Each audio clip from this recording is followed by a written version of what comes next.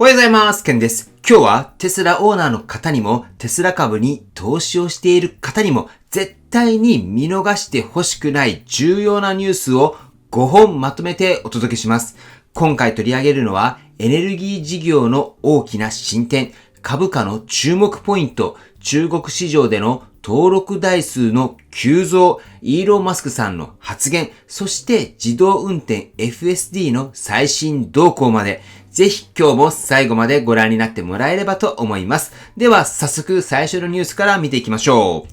はい。では最初のニュースですけれども、テスラのエネルギー事業に関する重要な動きです。テスラは2024年家庭用蓄電池パワーウォールの所有者に対して合計でおよそ990万ドル、日本円で約15億円を支払ったと報じられています。これは仮想発電所、いわゆる VPP という仕組みを通じた報酬です。VPP っていうのは各家庭に設置されたパワーウォールをネットワークでつなぎ、一つの大きな発電所のように活用する仕組みです。電力需要がピークを迎えた時にパワーウォールから電力を供給することで電力会社をサポートし、化石燃料を使うピーク発電所の稼働を抑えることができます。テスラはこの取り組みをオーストラリアやアメリカカリフォルニア州などで展開しており、参加者はイベントごとに10ドルから60ドル程度の報酬を得るケースもあるようです。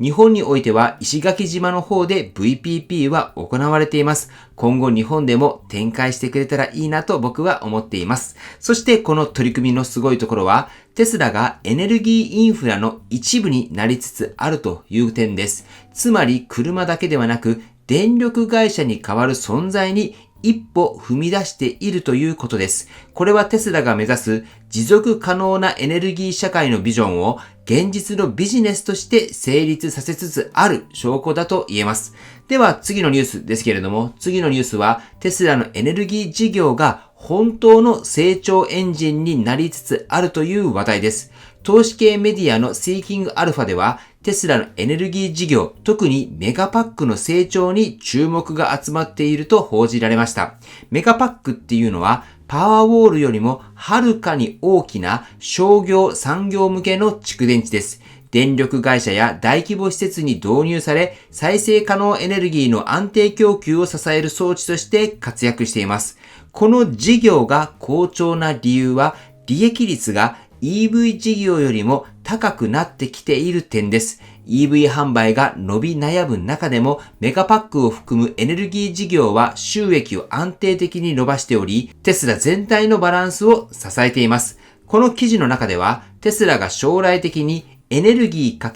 ×EV× ロボティクスの複合企業になるという見方も示されています。つまり車を売る会社からインフラ全体を支える企業へと進化しているということです。EV の成長が一時的にスローダウンしたとしてもエネルギー事業の柱があれば企業としての安定性は格段に増します。そしてこの動きは株主にとっても非常に重要な意味を持ちます。では次に今のテスラ株がどんな動きを見せているのか、投資家として押さえておきたい株価の注目ポイントを見ていきましょう。2025年5月19日、テスラの株価は約 2% 下落し、342ドル前後で取引を終えました。これは過去4週間で株価が 45% も上昇した後の調整と見られています。この下落の背景にはいくつかの要因があります。まず中国のシャオミが新型 SUV YU7 を発表し、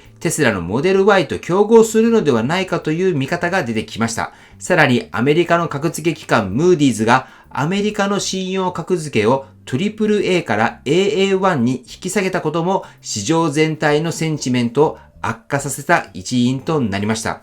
では、今の株価の水準はどこに注目するべきなのか。インベストペディアの記事によると、289ドルと271ドルがサポートラインとして意識されていて、反対に430ドルと489ドルがレジスタンス、つまり上値の壁と見られています。このレンジの中でどういった風に動いていくのか、この動きを把握することは短期的な売買を考える人にとっても長期保有をしている投資家にとっても非常に重要です。株価が上がったからといって一喜一憂するのではなく、冷静に水準を見極めるということが求められています。では次ですけれども、テスラの株価にも大きな影響を与える中国市場の最新動向です。5月の第2週、中国での登録台数が大きく跳ね上がりました。詳細を見ていきたいと思います。2025年5月12日から18日の1週間で中国におけるテスラの新車登録台数が11,130台に急増したと報じられました。これは前の週の3070台から 262.5% の増加という大きな伸びです。この急増は新型モデル Y の投入や販売促進キャンペーンの影響があったとみられます。短期的には販売回復の兆しが感じられますが、年間や四半期ベースで見ると少し違った見え方になります。例えば前年同週比では 19.9% の減少、また第2四半期の累計では前年同期比で 24.2% の減、2025年の累計でも前年比 6.5% の減少となっており、長期的には依然として苦戦している様子が伺えます。一方でテスラの上海ギガファクトリーは国内向けと海外輸出を同時に担っており、生産スケジュールによって月ごとの登録台数が大きく変動するという特徴もあります。例えば4月の国内販売台数は 28,731 台で、輸出は 29,728 台。しかし3月は国内が 74,127 台で、輸出は 4,701 台と全く逆の構成でした。このように月ごとの数字だけで判断するのではなく、全体の流れ、これを見ることが大切です。ただし登録台数の急増がポジティブな兆しであることは間違いありません。では次にそのテスラの方向性を決める最重要人物、イーロン・マスクさんの最新発言を見ていきましょう。5年後も CEO でいると明言したその真意とはということで、2025年5月20日カタール経済フォーラムでブルームバーグのインタビューに答えたイーロン・マスクさんは、5年後もテスラの CEO であり続けるかという問いに対し、はっきりと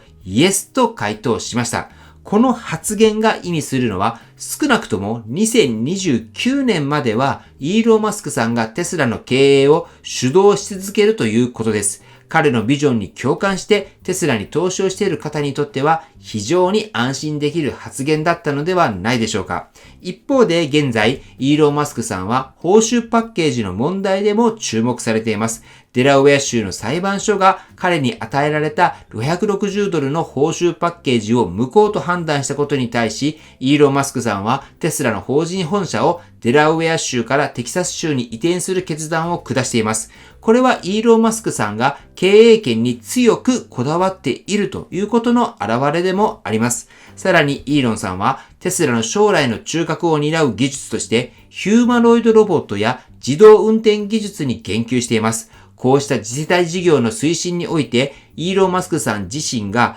陣頭指揮を取る必要があると強く考えているということになります。CEO の続投の明言は、経営の一貫性と方向性がぶれないことを示す大きなメッセージです。では最後にその次世代事業の一つである FSD 自動運転の最新展開をお伝えします。なんとオーストラリアではすでに法的な壁がなくなっているという話です。テスラのオーストラリア及びニュージーランド担当ディレクターであるトム・デュリュー氏によると、オーストラリアで FSD を正式に展開するにあたって法的な規制の障壁は存在しないと明言されました。この発言の直前には FSD スーパーバイザーによるデモ走行がオーストラリア・メルボルンの市街地で実施されました。このデモではテスラの自動運転システムが現地特有のフックターンと呼ばれる複雑な右折方法をしっかりとこなす様子が確認されています。都市部での実用性に手応えを感じさせる結果となりました。トム・デュリュー氏はさらに FSD の展開はイーロンの優先事項の一つであること、そして世界中のマーケットに対応すべくグローバルのエンジニアチームが開発を進めていると語っています。つまり FSD の世界展開において、オーストラリアは非常に有力な次の導入地域であり、そこからアジア太平洋地域への展開が進む可能性も考えられます。日本でも FSD への期待は大きいですが、まずは海外での実績と運用データが重要なステップになります。今回のオーストラリアでの成功事例は、テスラの自動運転戦略が一歩前進したことを示す非常に重要なニュースです。では最後に今日紹介したテスラの5つの最新ニュースを振り返りながらまとめに入りたいと思います。今日はエネルギー事業の拡大、株価のテクニカルな注目ポイント、中国市場の動向、イーロン・マスクさんの継続宣言、そして FSD の海外展開と、どれも今後のテスラを考える上で非常に重要な内容ばかりでした。個人的にはエネルギー事業と FSD、この2つの分野がこれからのテスラを大きく変える原動力になると感じています。そしてそこにイーロン・マスクさんが経営の最前線に立ち続けると明言したことで、今後の5年にも強いストーリーが生まれました。皆さんは今日の5つのニュースの中でどれが一番印象に残りましたか？また今のテスラに対してチャンスを感じていますか？それともリスクを感じていますか？ぜひ皆さんの意見をコメントで教えていただければと思います。では最後にテスラの株価をチェックしておきましょう。今日は上昇し350ドルを超えてきております。さあ400ドルを目指す展開になっていくのか非常に楽しみなところとなっております。はい、では本日の内容は以上です。今回の動画が参考になったと思われたら高評価をよろしくお願いします。僕の YouTube は毎日発信しています。僕の YouTube をご覧になってもらえばテスラの情報はほとんど網羅すると思いますので、チャンネル登録がまだな方はチャンネル登録をお願いします。では今日もご視聴していただきありがとうございます。テスラのある生活を楽しんでいきましょう。ではまた。